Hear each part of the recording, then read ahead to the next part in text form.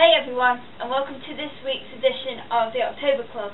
Now, from the last video that I posted, you'll know that I was reading Peter Pan this week, and I managed to finish this on Friday.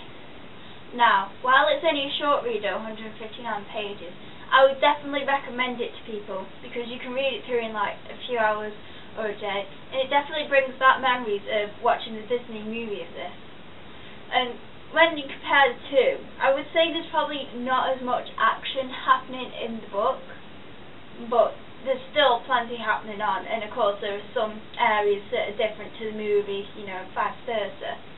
So there is action in here, but maybe not as much as the movie. And I would say to people, if they prefer the movie because of the action in it, they might find it a little hard to get into it. But I would definitely recommend it, it's worth it. Now, even though this is a slightly older book, it's still really easy to understand all the words because most of it is more of our modern language today. However, there is one line that I would like to bring your attention to.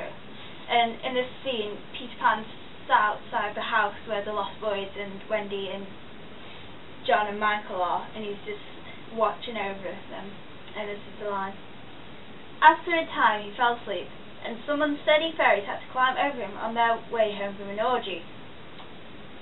That's probably the one example in the book where there's a word that has a different meaning in it. I hope it does anyway. So yeah, but the rest of it's pretty okay. Then also, another key feature of this is that the ending is different to the movie, so I would definitely recommend reading this. I think it is very enjoyable. It will take you back to your childhood. You won't regret it, yeah. Now, that was this week's review. I'm sorry for it being a bit short, but it's harder to think of what to say when most people already know the story of what's going to happen.